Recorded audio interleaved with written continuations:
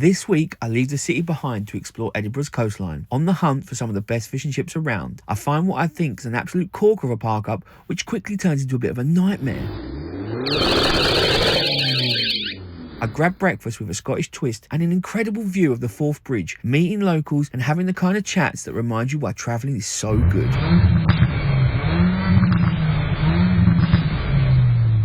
I don't know about you, but after 2 or 3 days on a campsite, I'm just like, yeah, I kind of want to drive my motorhome now. I kind of want to get back out there and start and have a look around. I mean, don't get me wrong, it's fantastic being able to use the buses and the trains and everything and local, public transport and get around and then leave my motorhome in one place. That's fantastic, and I wouldn't want it any other way because obviously I'm going into a city. But yeah, I do love, getting the motorhome and then going for a ride and getting back out there and exploring. Maybe even just for a day or two, and then I'll go back to a site or go find a more permanent park up for another couple of days. It's just one of them things, Now, I don't know about you, but when anyone says the word Edinburgh to me, I instantly think city. And that's fair because it is a city and it's a fantastic city full of history, culture and fantastic food. But it has got a coastline. There is a large body of water right on the side of it. So that's what I'm gonna go and find today. It's flipping freezing.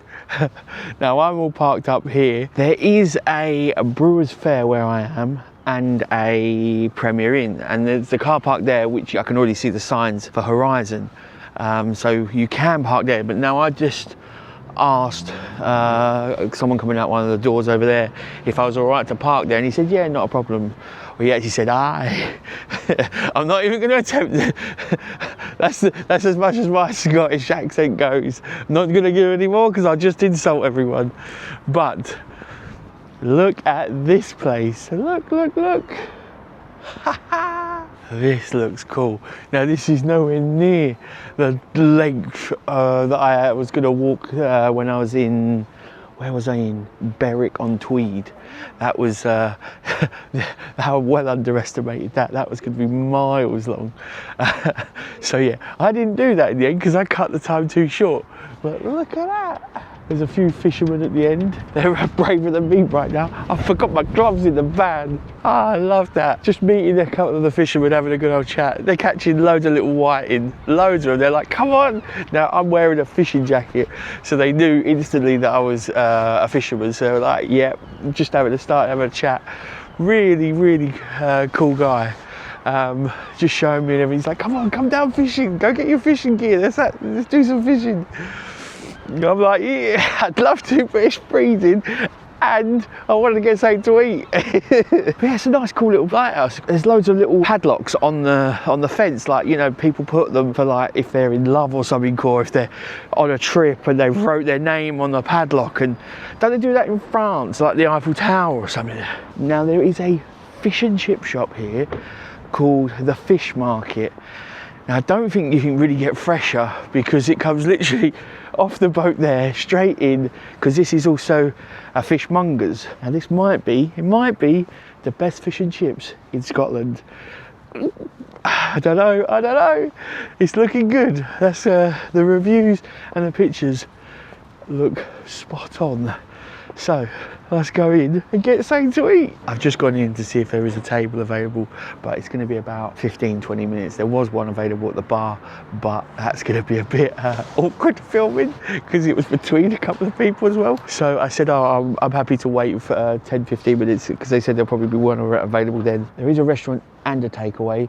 The takeaway looks pretty full on, it really does, to be fair. I was talking to the guy behind the counter in there, and he said that they're in partnership with the guys next door, the fishmongers, and the fish comes in fresh every day from Aberdeen. But the fishmonger is next door, so I think whilst I wait, I'm going to go and have a little look at the fishmonger. If I come back and the table's not available, then I'll just grab some fish and chips and eat it outside on the benches, because fish and chips is fish and chips, and if it's good, right? Look at the tank of lobsters. There is so many. You cannot get fresher than that. I love places like this because they've got such fantastic produce. They really have. Look, they've got their homemade tartar sauce. Look at that. I love a tartar sauce homemade. You know, when I've gone to places before and I call them out when they use the stupid sachets, I can't be dealing with that. Look, they got their homemade Mary Rose sauce as well. I bet this is fantastic. Smoked salmon pate. That just looks incredible. They've got hot smoked salmon and cold smoked salmon, smoked haddock and mozzarella fish cakes. And then you've got smoked mackerel. Oh my God. I just want to buy it all and taste it all. If anything, I've got fish cakes. Oh, that is a brilliant fishmonger. Fantastic. So much selection in there really is. Right, I am in the fish market. Got me a table, lovely in the corner, so I'm not bothering anyone. Right, shame to say, it's a Coke Zero restaurant. Points have already been lost, but they have got Iron Brew. As long as they've got Iron Brew Extra, which is no sugar, then that's what I'll be on. Honestly, I do love an Iron Brew. The first thing bought when I got here was a case of six bottles of Iron Brew Extra. I mean, you've got it, right? It's the national drink, and it tastes fantastic. Unfortunately, Iron Brew was with sugar only, so it's a Coke Zero with an orange slice, not a lemon slice, an orange slice. This is weird because I've got my obviously I've got my camera set up with you to talk to you and show you what I'm getting and everything. But then I've got my other camera set up here because I want to do a food review for this, because I have got a food review channel in the works. I get a lot of looks now because I've got multiple cameras, because I want to try and film both at once. I'm getting a lot of looks right now, let's just say that. Look at this, look at this. Haddock and chips. Now, this looks beautiful. Now that looks really quite nice batter. Crispy on the outside, there's a slight softness on the inside, but not cakey. Very good. So this is proper tartar sauce. None of that packet rubbish. That should be banned. Fantastic. Right, I'm gonna scoff my face.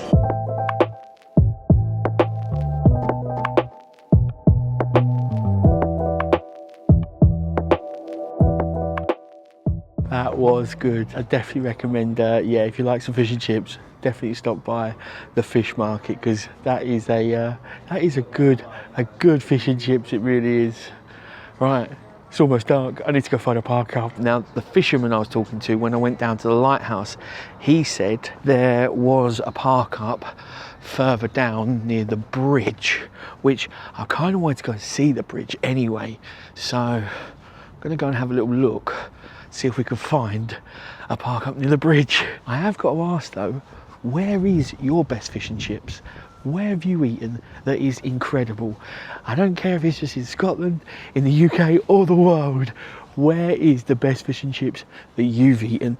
And not just fish and chips, the best food. I'm even including the best vegan burger in the world. I'm nothing but inclusive, because I will go and try it, and if it sucks, I will tell you it sucks. Where is the best food? Let me know in the comments, because I am going to be starting to do some food reviews, and I want to know, where is the best place you've eaten? Now, I didn't realise that this place is about 9.5 miles away, which, yeah, it's a bit far, but it might be a nice place. And you know, it's dark anyway, so what else am I going to do? I might as well go and have a little look, see if I can find a park up there, and then we wake up to somewhere beautiful in the morning.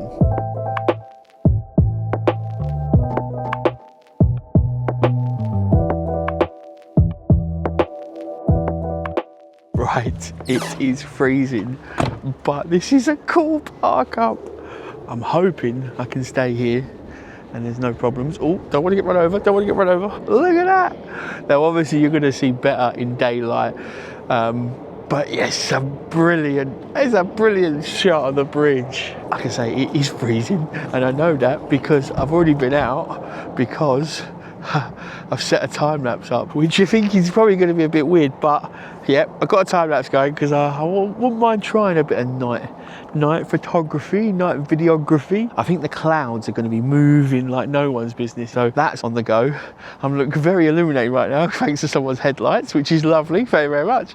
Now there is a pub, 2 pubs, one does breakfast, and so that might be a cheeky little one. If I'm right in what I saw, I think that one just there, I think that one does eggs Benny. I'm gonna double check. I might be imagining that because I've looked at so many places over the last couple of days. So I'm there now. Someone's just moved, and this bit kind of dips in a bit, if you can see. I don't know if I should move into this bit because at the moment I'm along the curb. Like I say, there is a bit here where it kind of, the curb drops there, and then yeah, I mean, I suppose these could be removed with keys, but oh yeah, no, they can. Yeah, so I won't park there then. I don't know what that actually says there, that's meant to have said there. Hopefully I'm all right there and I'm not going to cause any problems. I can't see any signs saying no parking, no overnight staying, so yeah, fingers crossed I can stay there. But yeah, I'm just going to keep an eye on my camera and enjoy the view of the beautiful railway bridge. Right, it's piddling down, but I think I'm going to go over to the pub for a drink. Why not?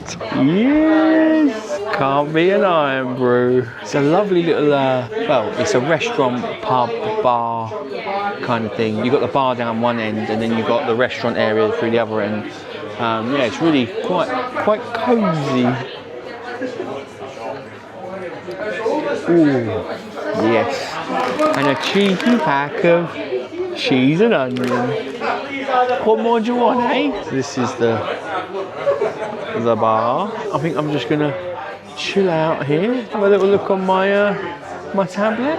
Motorhome's just, I think you can just see it just down there. Yeah, nice, all good.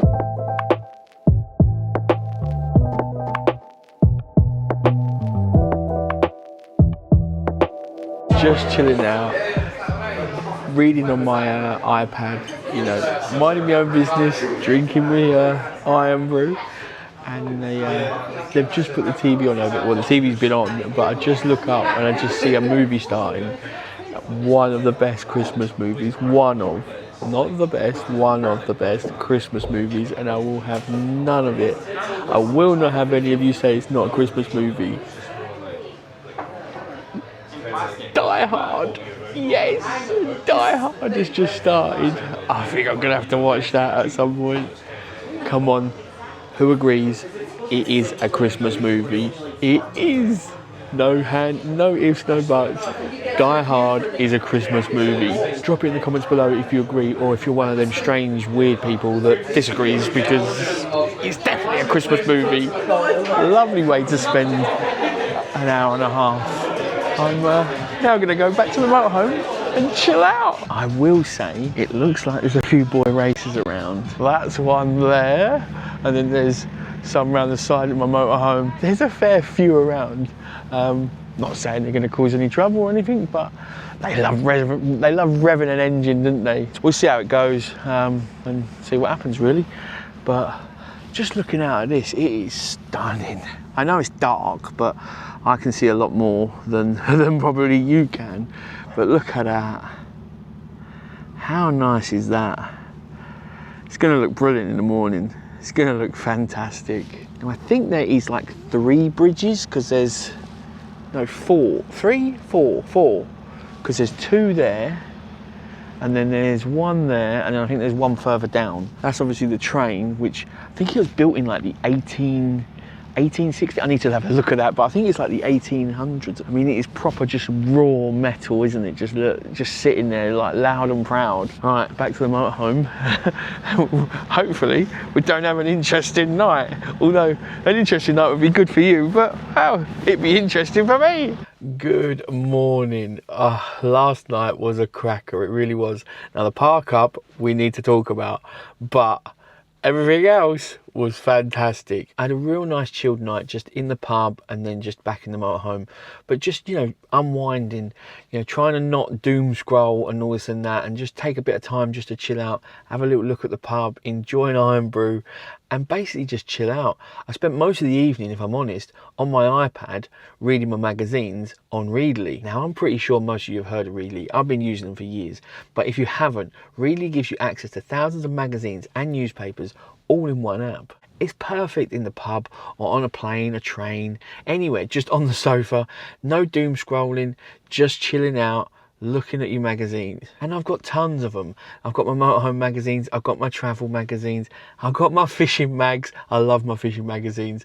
There's so much on there, there really is. And it was exactly the same when I got back to the motorhome, although a slight bit different because it was on the sofa, feet up, heating on, chill out mode activated 100%. It's nice just to be able to have a read every now and again and just, you know, catch up on some of your articles and your magazines, and you're finding out tons of information. I mean, I've been reading up on the Scotland magazines so much because there's so much to do around here. Now, some of the features I love is offline access, being able to download any of the magazines, newspapers while I've got signal, and then having access to them when I'm out here, there and everywhere where I might not have such good signal. That's fantastic. Bookmarking's handy as well, and I find it's particularly good with my fishing magazines and my travel ones if there's something I want to come back to, because I can bookmark it and then come back to it at any time without having to hunt through thousands and thousands of magazines and newspapers, right? Now, if that sounds good to you and you want to give it a go, now is the best time, because Readly are offering a 2-month free trial, 100% risk-free, unlimited access, cancel anytime. How good's that? 2-month free trial. Now, links will be in the description below, but you can scan the QR code up here, head on over and grab your 2-month free trial right now. So I was in there last night for the pub for a drink, and now we're going to get breakfast in here, and then we'll come out, have a look at the view and discuss the park up. Wasn't so great. This place is so festively dressed, it's unreal. Honestly, don't laugh at my hair because it's flat as a pancake. I keep wearing beanies and I need a haircut. And this is what I've come for. Not only do I want breakfast, right? But we've got this. Yes. Railway eggs Benny. Poached eggs served on toasted English muffins smothered in hollandaise sauce. Choose from. Now they've got smoked salmon, they've got bacon, haggis or spinach eggs Benny. Now, I've never had eggs Benny with haggis, and I love eggs Benny. I just love it. But I also love bacon, so I've done a little cheeky one. I got them to add bacon as well. It is here already. Look at that. Now, I did think it would all come together, but they just sent me a bowl of haggis. Right, let's try this eggs Benny, shall we? The egg is perfect. Yes. Look at that, look at that. The haggis, I definitely know it's very strong, very powerful, but it's so good. I mean, you know, you just got... Look at that.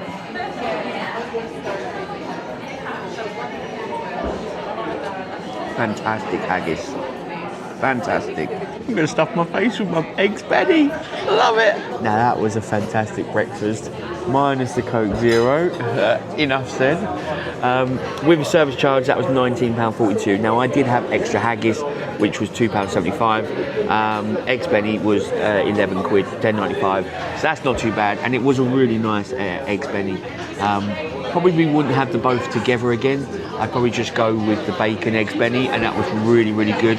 The haggis was fantastic, but yeah, together it's quite a strong dish with quite a delicate dish. So, but one thing this place has got, apart from a massive menu for lunch and dinner, they've also got an upstairs, which in hindsight I should have looked and gone upstairs, and then I could have looked at the nice view.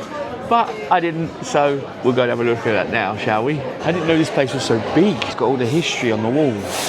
That's fantastic. But yeah, look, they've proper decorated it for Christmas.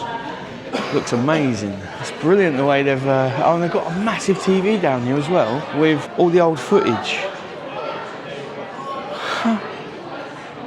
Look at that. And I like this. They've got, in remembrance of the men and boys who died during the construction of the bridge. The motorhome just chilling out there. Look at the view though, look at the view. During the construction, 57 lives were lost. Construction workers included boys as young as 10 years old. 10 years old. And Benjamin Baker said, it's impossible to carry out a gigantic work without paying for it. Not merely in money, but in men's lives. So obviously you can sit in and eat like I've just done, but they have got a coffee shop area as well. So you can just grab a sandwich on the go, morning rolls, coffee, cakes. They've got the cakes. And then, like I said, they've got all the ice cream. Orkney ice cream. I love Orkney, it's a brilliant place. But yeah, this place has got everything. It's a pretty impressive Christmas tree, look at it. The baubles are almost the size of my head. They really have got some fantastic Christmas decorations. They've got you sorted for everything down here. You've got the pub, you've got that restaurant, you've then got a kilt maker, and you've got a garage and a biker cafe. What more do you need? I have seen an RNLI shop. I love going to them little shops. I just got myself a nice little scarf. They've got these little pots that you see here, these little tiny little jars, and it's they're free to give away. They give them away, and it's fill them up with your 5p's and then hand them into a station. Now I gave a donation because I wanted to take a few. I've got 4 of them, so yeah, the family's going to get robbed of 5p's because I'm going to give them to Liam, and it's going to be his job to make sure all these are filled. I might even give him a big jar as well and see if he can fill that. Look at that, lovely scarf, £8. That's not a bad deal, is it? I did see online somewhere, and there are boards here, that there are tours that you can do, like cruises under the bridge and everything and around the bridge. But I think they're anywhere between 20 and 30 quid. I bet it'd be pretty cool to get quite close and up front with the bridges. And if you're in the area in high season, then definitely consider doing that. I might, if I'm back this way at some point, yeah, try and get on a cruise. Oh my God, I've had the best day. I really have. So I come out of the RNLI shop, and then I've walked down, and then I grabbed my drone, and I was going to do some pictures and some time lapses and some great drone footage. I love it. But then I started talking to a local guy, 2 local guys. So one I was talking to, Gary. He was telling me that this place here, from April till November, they have about 50 cruise liners comes in, and it comes and they dock out there, and then they've got the little boats that bring them to the pier, which is where the RNNI is, and then they all come in. They either then have a little look around here, or they get on coaches and then head into Edinburgh or the Kelpies or Glasgow, and go do tours or go shopping and things like that.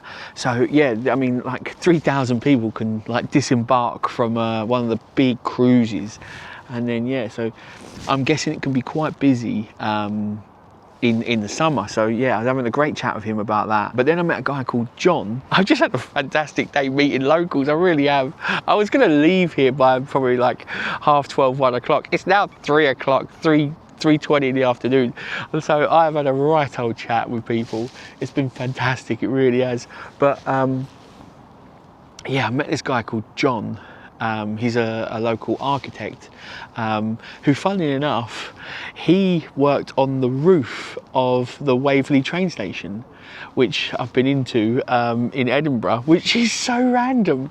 He was the one, the architect that put everything together for the roof and the columns and everything in there, and it's like one of the biggest glass roofs in Europe. How random is that? But yeah, so I've met the guy, and we're talking about, you know, various things, and this, that and the other, and some of the local history, and yeah, it's just fantastic. I love this is travel. Not only do I get to see fantastic places like this, you know, an experienced place like this, and great food, and you know, just travel, but I get to meet some fantastic, incredible people, and that's what travel's about, right? It really is. I absolutely love it. I had such a good day just talking to these two random people who have never met ever before. I encourage each and every one of you to just talk to people, just, you know, I mean, me, I'll talk to anyone and everyone, sometimes to their annoyance.